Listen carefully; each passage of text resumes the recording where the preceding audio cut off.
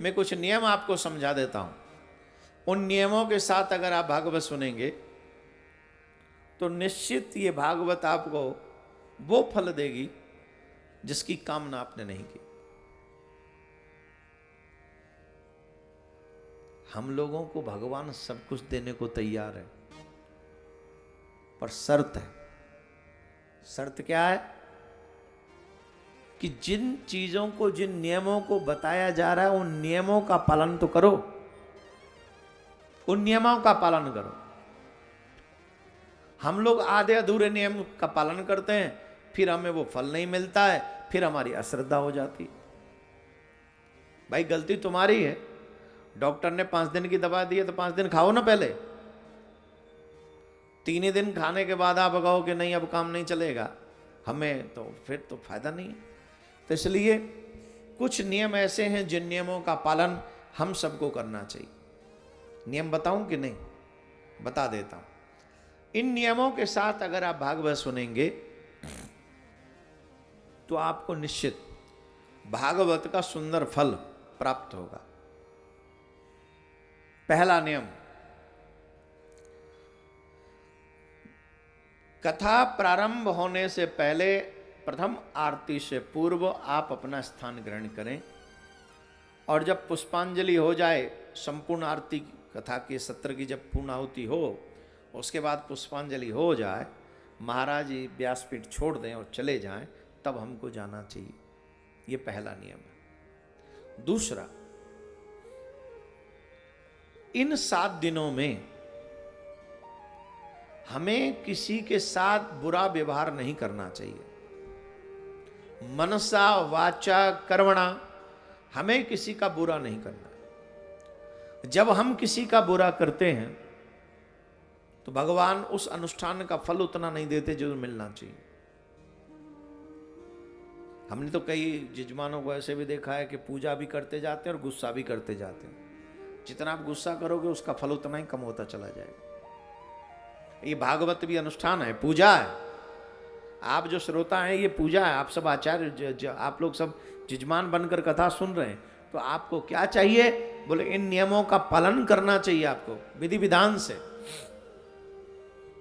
जब आप विधान से इसका पालन करेंगे, क्या विधान है? बोले किसी को कट शब्द न बोले, किसी को नहीं,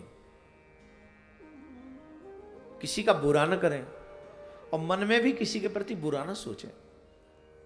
इस नियम का पालन करें। तीसरा, ब्रह्मचर्य का पालन करें।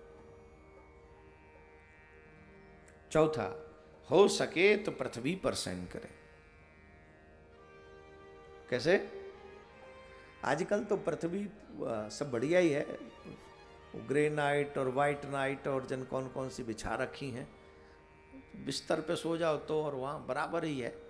पर अगर आप पृथ्वी पे नहीं सो सकें तो कम से कम पृथ्वी पे बैठ के कथा जरूर सुने जो सामर्थ्यवान है।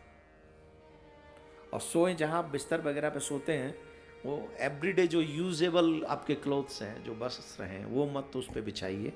उस पर कोई गर्म वस्त्र बिछा लीजिए, कंबल इत्यादि जो पवित्र होता है। ऊनी जो कोई वस्त्र होता है वो पवित्र होता है, तो उसको आप उस पर बिछा लें और वो पवित्र होगा।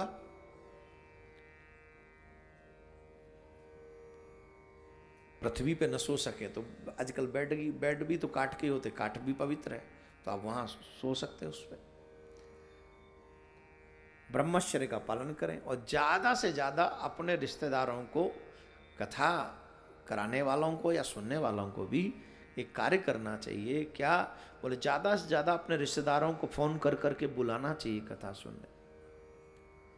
संभव हो सके तो उन्हें अपने घर में रखकर उनको भोजन इत्यादि कराना चाहिए। और अगर ये संभव न हो तो यहाँ मुझे पता है कईयों के रिश्तेदारों के घर पे भी लोग आए होंगे कथा सुनने। आए हैं कि नहीं? और कईयों के पास फोन आए होंगे, बोले हम भी आएंगे लास्ट के 1-2 दिन। अच्छा बताओ, किसी के यहाँ रिश्तेदार आए हैं कथा सुनने के? देखो यहीं हाथ उठ रहे हैं, उठ गए। हाँ देखो, और अभी तो और आएंगे बाद में, बोले हम भी आ रहे हैं उधर, हम भी रहेंगे 1-2 दिन।